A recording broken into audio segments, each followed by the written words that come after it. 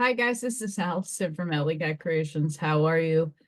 Please like, share, and subscribe to my channel if you haven't yet to do so. And if you get anything from my work, a connect, an epiphany, a mind explosion, a new book to read, a new author to explore, please consider supporting my work. All those links are at the bottom of the description. And if you're interested in artwork, pyramids, orgonite pyramids, protection pyramids, you can put your paper clips in here and rubber bands. Just so much stuff. Paintings, they're inexpensive. If you would like to support me and help me with my plumbing fund and just supporting my life fund, you can go to AllyKatzkreations211.com. Things are getting a little creepily very scary, and I have one more month before I start my work and my job.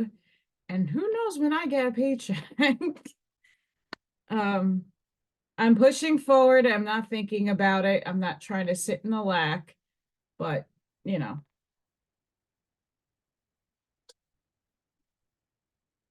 All that fun stuff happens for a reason. Personal survival.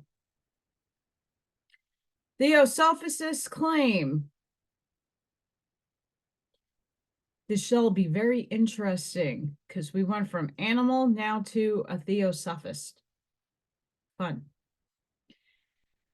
Many of our philosophical friends disapprove of all attempts to communicate with our departed loved ones, and in many cases look down on spiritualists with a holier than thou attitude, as being ignorant or a true occult philosophy back of spiritualistic phenomena.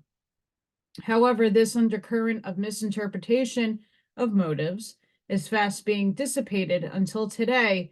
There seems to be a greater understanding between these two great schools of thought. We find the Canadian Theosophist of July 1942 stating that, quote, spiritualists have long ago demonstrated the reality of so-called independent writing that is done by dead people is a contradiction in terms. Without the intense vitality, such a thing could never be done. Besides, there are no dead beings, for there is no death. End quote. Bingo, bingo, bingo. Bingo. Bingo. I was not even thinking about this. Yeah, there is no death. And in essence, if you listen to Bashar, we are dead. This is just a dream, and this is just an experience in a dream. It's an illusion. It's complicated. It is only natural that the modern generation of Theosophists should be ignorant of the conditions under which the society was founded, unless they have given special study to its origin. Hence, they would not know that their founder, Madame Helena Petrovna Blavatsky, one of the most remarkable women and one of the greatest religious awakeners, who is known among us chiefly through her efforts to establish in the Occident the philosophy of the Orient, the Theosophy, also recognized spiritualism as a great religious truth, which is proved by its phenomena. When Madame Blavatsky, commonly referred to as HPB, arrived in New York, penniless and alone, away back in 1873, the first contacts she sought out were among the spiritualists. Among these early contacts were the well-known mediums Nelson and Janine Holmes of Philadelphia. She next visited the Eddies of the Cheated, Vermont. Sorry if I'm butchering that. To a friend in Russia, she wrote, quote, I'm going to visit the next from here, a family of strong psychic mediums. Sorry, guys, brain. and stay among them for some time. They are the eddies, and I shall make experiments for myself, and if satisfactory, I will use them in my work for the enlightenment of mankind. There is no doubt that the coming avatars and teachers must incorporate in their philosophy this crowning revelation of the age, modern spiritualism, end quote. Colonel Olcott, the co-founder with HPB of the Theosophical Society, pays this glowing tribute to her mediumship. I gradually discovered that this lady, whose brilliant accomplishments and eminent virtues of character, no less than her exalted social position, entitled her to the high respects, is one of the most remarkable mediums of the world. Madame Blavatsky also attended materializing seances given by the medium Dr. Henry Slade at the home of E. Furness in Philadelphia. Among the many types of phenomena which were produced were lengthy messages precipitated upon slates in several languages, which her great linguistic ability and trained intellect could readily translate and appreciate, since she had learned some 40 languages. In fact, it was a seance that Dr. Slade that she received her first written word of encouragement from her masters since reaching America in a slate written message. Part of the message read as follows: the masters are behind the whole world of spirits and mortals. It was after this heartening message that she is quoted as saying, I am ready to sell my soul for spiritualism, but nobody will buy it. Oh, sorry, guys. There's like some missing pages here. Modern students do not realize that HPB was a powerful materializing and apport medium. In any early seance with Slades, there was appropriated into her hand a buckle and one of her father's war medals, both of which had been placed in his coffin, which, when he was buried years ago, this was brought psychically by her deceased uncle, whom she had seen materialize that evening.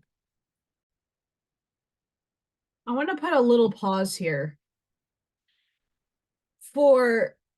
I been to at least 2 mediums that I trust, that I know that are not faking shit, because they brought the evidence.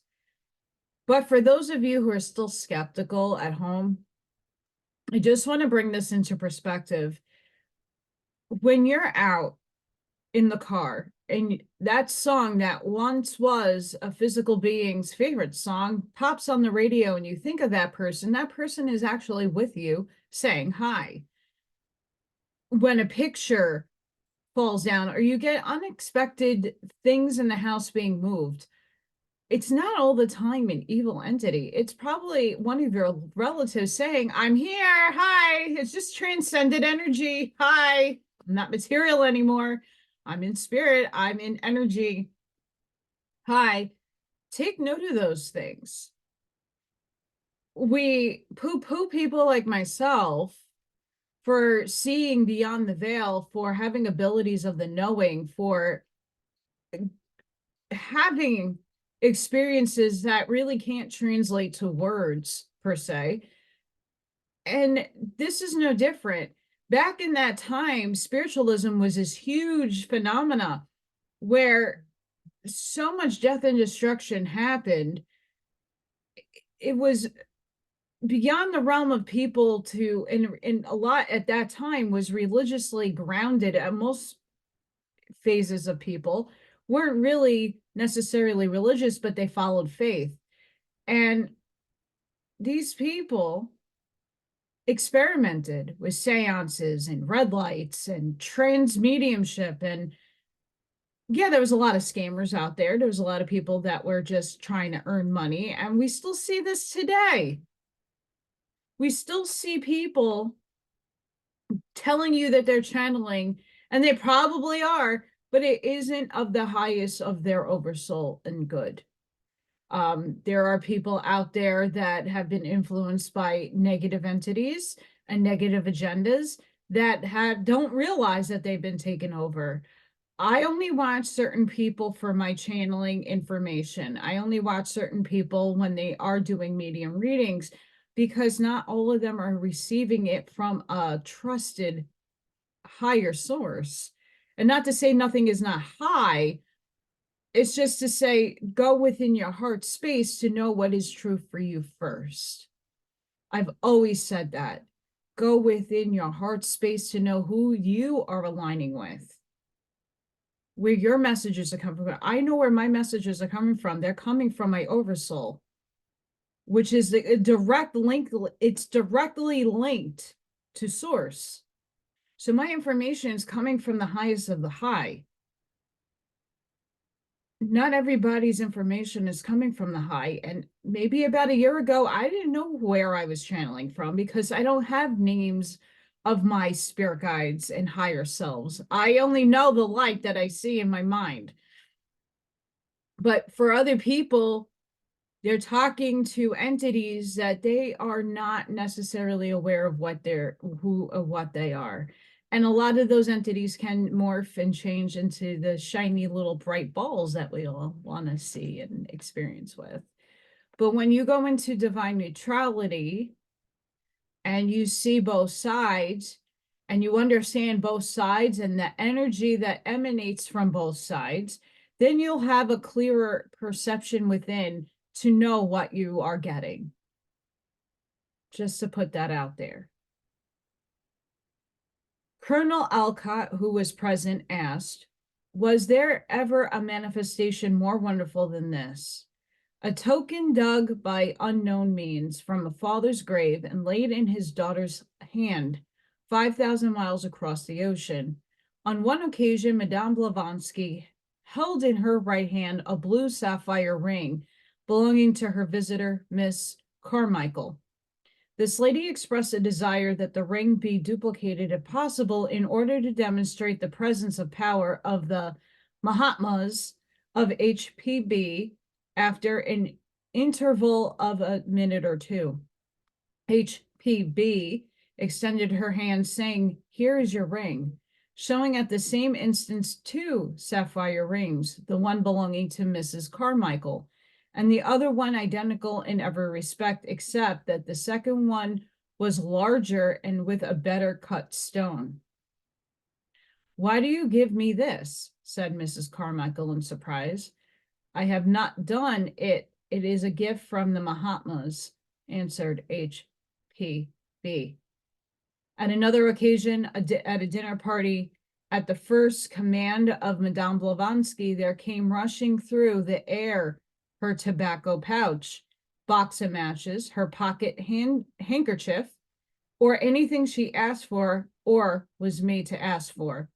Her powers manifested themselves as incessant knocks, raps, and other sounds, the moving about of furniture without contact, and the increase and decrease of the weight of various objects.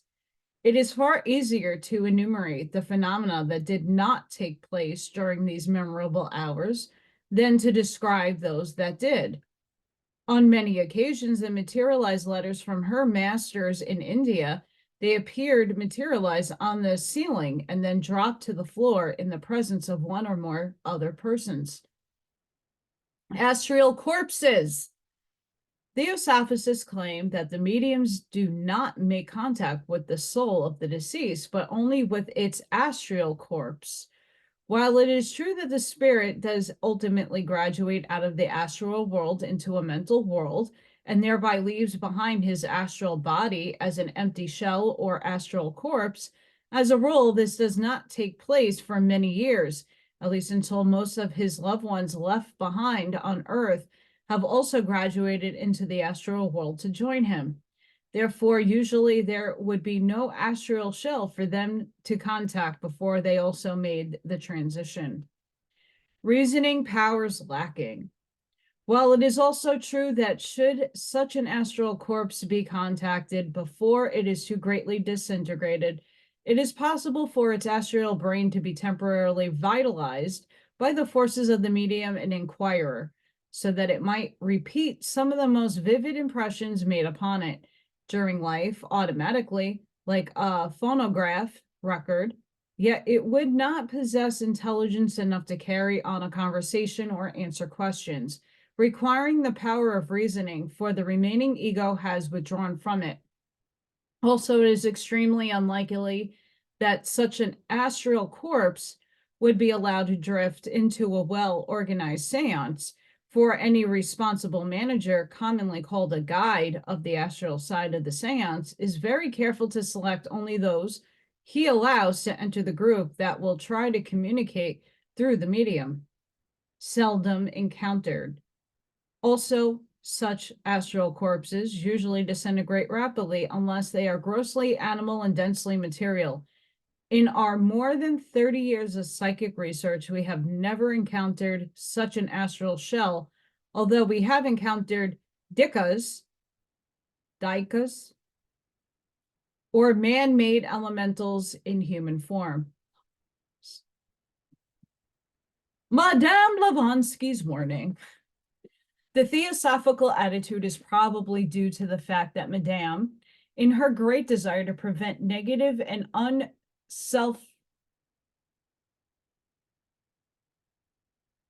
unself-reliant persons from continually running to mediums, especially those mediums who are untrained and only partially developed, for advice on their daily affairs, discouraged with a warning to her followers that it was possible that an astral shell might be encountered.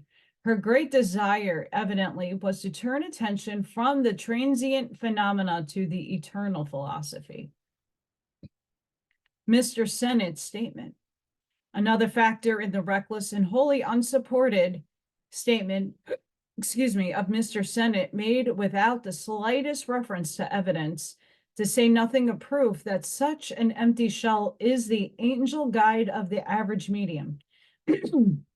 Made toward the close of the last century, 1882, before modern psychic research had really begun.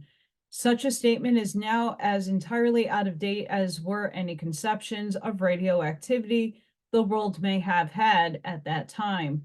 But naturally, statements made by earlier writers are taken for granted by later followers, hence discourage their personal investigations in the light of modern science.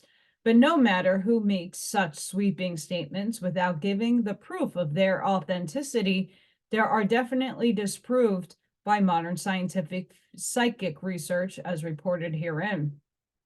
Becoming self-reliant. Since the most important reason for our incarnating here on earth is to learn to follow the guidance of the Christ within in making our own decisions, the continual running to mediums for advice would waken our characters and make us learners instead of masters of our actions. We too discourage such dependence upon our departed friends, but this does not mean that we cannot have friendly visits with them from time to time, just as we might call on them for a social evening where they sit on earth. Pause. I agree with that.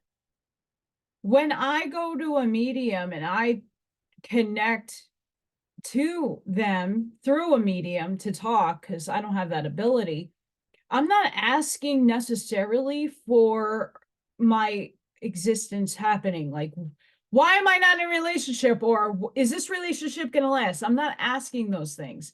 I'm asking big, deep questions that they can shed some insight for me so that I springboard my learning to a next level. I don't depend on them. I have to depend on them to give me my channeling so I understand what I am putting out.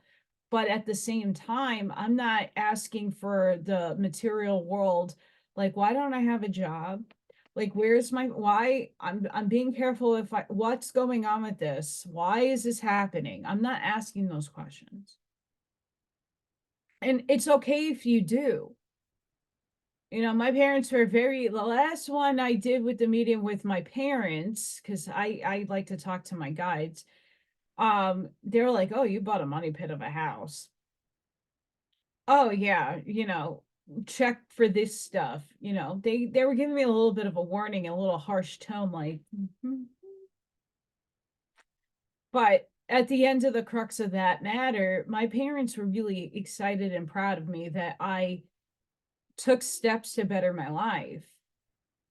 They were impressed that I didn't sit and wallow and I took action to improve my life. We all hit a stalemate, and sometimes we don't know where to turn or what other person can aid us in thinking something different for ourselves. Um, I'm very creative and I'm putting myself out there in different ways I didn't think I would. And even now, I'm like, okay, so I'm working really hard and nothing really it's slow. Now I have to figure out other modes and methods in order for me to earn a living. We still live in 3D. And as I'm not limiting myself or bringing myself into those wavelengths of negativity, I'm doing the best that I can. Reality here, the illusion still is here and now. I have to deal with it. So that's the fun shit that maybe sometimes spirit can help out with, like point you in the right direction if no one else is coming to give you that direction, because not everything comes to your mind right away, and sometimes people linger looking for signs, and the signs might be something you need to reach out for somebody for.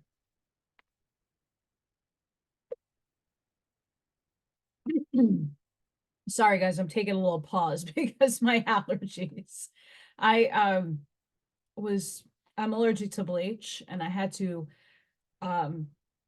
bleach out the bathroom. I had to get fixed. It's really bad. And yeah, so I do apologize for this. Just getting my breathing ability back. But yeah, I don't see the harm in going, but don't expect your relatives to tell you every step of your life, because your timelines change also. I can't tell you how many times I was told I was going to have a family of my own, meaning I was going to have babies. Never transpired that way. I was going to find a guy in New York, never found the guy in New York. Because and not to say that they were wrong, it's I elevated my timeline. I went for my highest timeline. I wasn't going for the mediocre timelines. So I keep jumping in time. Things that don't no longer serve me, they're not coming into my purview anymore. So I keep extending myself higher and higher, and I keep springboarding to different things. That's also where a lot of the confusion could come from. At least I know for my own self, the confusion is there because, okay, I just jumped and springboarded. Now what do I do? What am I supposed to do? It's not easy. So take everything with this as, yes, I agree. But if you need closure in some point, that's a real good reason to have a medium. If you don't ask about relationships, they will tell you if it's needed.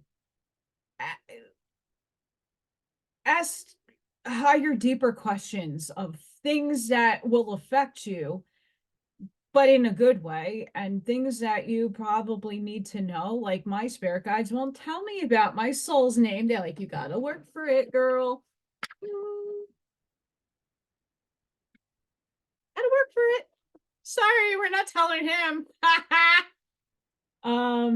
Also the archangel thing, they won't tell me that which one is inhabiting me most, or which one that my oversoul is. And is that really important for me to know? Not necessarily, but I think it's fun and exciting to know, and it would help me bridge some gaps energetically. But otherwise, it doesn't necessarily affect my everyday life living in a skin suit. But those are the kind of questions, if you are interested in going to a medium, besides healing the grief or the loss that you feel from a loved one passing, go to your guides, and your parents and whoever is passed on will give you the information that you need. They're still ascending themselves, so they only have limited amounts of what they are allowed to give you without impinging on your free will. That's also key right there. Anywho, back to this. To teach that is only the empty shell is our departed loved ones that contacted by mediums is a great mistake due to the lack of Theosophists full understanding of their own philosophy. Even Madame Blavatsky's own master, Kut Humi La Singh, usually referred to as KH, distinctly says that the egos of our departed loved ones are contacted by those left behind through the proper use of well-developed mediums. Sennett's claims. On the subject, Mr. A.P. Sennett remarked, the remarks appended to a letter in the last Theosophist strike me as very important as qualifying. I do not say contradicting a good deal of what we have been told here too in re-spiritualism. We have heard already of a spiritual condition of life which the redevelopment ego enjoyed a conscious existence for a time before reincarnation, but that branch of the subject has hereto been slurred over. Now some explicit statements are made about it. To this, the master Kut Humi replied as follows: the souls of pure, loving sensitives think their loved ones come down to them on earth, while it is their spirits that are raised towards those in Devachan. Many of the subjective communications, most of them, when the sensitives are pure-minded, are real. But it is most difficult for the uninitiated medium to fix his mind on the true and correct picture of what he sees and hears. Some of the so-called psychography, the slate writing or precipitated handwriting, the more rarely, are also real. The spirit of the sensitive giving odilize, so to say, by the spirit in Devachan, becomes for a few minutes that departed personality and writes in the handwriting of the latter, in his language and in his thoughts, as they were during his lifetime. The two spirits become blended into one, and the preponderance of the one over the other during such phenomena determines the preponderance of the personality and the characteristic exhibited in such writing and trance speaking. What you call rapport is in fact an identity of molecular vibration between the astral part of the medium and the astral part of the discarnate personality. And the question whether the communication shall reflect more of one personal idiosyncrasy or that the other is determined by the relative intensity of the two sets of vibrations in the compound wave of Akasha. The less identical the two sets of vibrations, the more mediumistic and the less spiritual will be the message. So then measure your medium's moral state by that of the alleged controlling intelligence, and your tests of genuineness leaves nothing to be desired. Theosophical misconceptions. Through similar misunderstandings, fundamentalists, theologians have published some pamphlets and books composed of quotations from the Bible, referring to life after death. The quotations purport to prove that the dead know nothing. The quotations purport to prove that the dead know nothing. False. And include the doctrines of literal hell fire, eternal punishment, and monstrous doctrine of infant damnation. The literal and materialistic interpretation of such allegorical passages is quite erroneous, as similar passages quoted by early church fathers in the days of Galileo, which seemingly proved that the earth was flat and did not circle around the sun, These quotations about life after death are just as misconceived and equally as erroneous as were those concerning the shape of the earth and its revolution around the sun, for modern psychic research has just definitely refuted them, with physical proof such as presented herein, as Galileo refuted the diems of the early church fathers. I won't go there. Therefore, those who deride or oppose spiritualism, perhaps unwittingly or through ignorance, are going against the plain teachings of their founder and her masters. They have much to learn about the connection with our disincarnate friends and should be open-minded enough to drop their unfounded prejudices and accept the scientifically proven facts instead of clinging blindly to misconceived theories, which have been so completely disproved by modern scientific research. We're going to end it there because next chapter is message from Madame Blavatsky.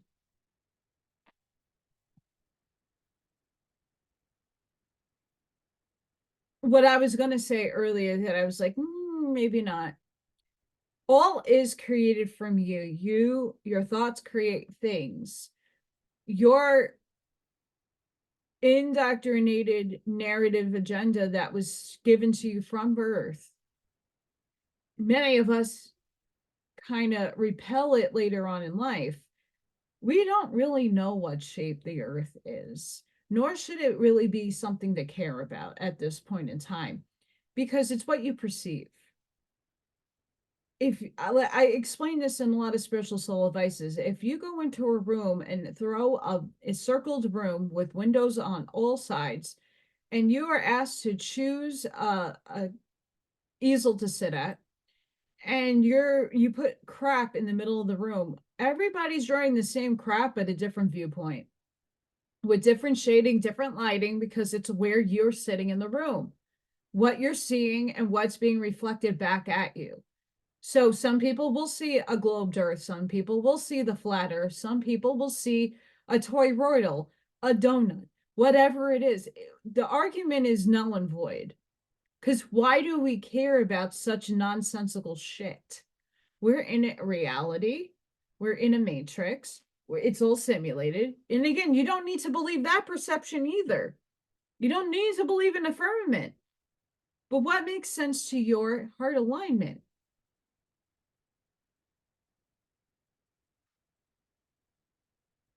Coffee's good, by the way. What matters is what's here. Going within and knowing what you perceive is truth. And eventually it's all going to mesh together anyway into unity consciousness, into a unity understanding. We're not there yet. We're all in this stage of like disproving and proving, disproving and proving. Why does that necessarily matter? Because these people had power over us. Why are we allowing them to have power over us? Okay, so society, in a collective, in a bigger collective, we chose to be the ones to break the mold. We are here to see the light for the other people. So I understand that. People are still going to look at you like you're a woo-woo crazy person. I know I get it all the time. People are just not ready for those truths or the understanding or expanding their consciousness. They're not. And that's okay. So you keep doing you. Keep walking your authentic self. I haven't strayed away from myself yet, and I don't think I will ever stray away from myself. We all have learnings and teachings and maturity and mature levels and initiation to different levels of things. We're all going through it. No one is a master yet here on this planet. I could care less what other people say. It's all or nothing, and it's all one and the same. We're just individuated, differentiated from each other to have experience. We're all a part of source. So some of these arguments are, for me, not necessarily pointless, but something we don't need to argue over. Back then in their time, it was huge. It was a big deal. There is no right or wrong. It's perception. No one religion got it right. No one book has it right. No one philosophy or spiritual advice has it right, because everything is conditional based upon you. So apply what takes form in your life and scrap the rest. It's the best advice I can give at this moment in time. Really great section. I love Blavatsky. I have a problem reading her work because it's very complicated and in language that I can't pronounce half the time. But I do. We're going to be starting book 2 of The Secret Doctrine on this channel. Very excited. That's going to be a ride, and I can't wait for it. I adore her and her work and her guts to say, in a world that was heavily masculated at that point in time, that women were nothing. So rise up, Madame Blavatsky. I don't agree with all your stuff, but noted woman in the field. So guys, sending you love, light, compassion, grace, shielding a protective energy. Please be safe, be seen, go within, be the shoulder for somebody today, be the lighthouse for others to see, seed your perception of truth. Drop them bombs, baby. And if you would like to support my work, if you would like to have expansion happen, I know I do. Please share and like, subscribe to my channel. I thank everybody who has done so, and I hope to see you guys on the next one. Blessings, and have a great day. Bye for now.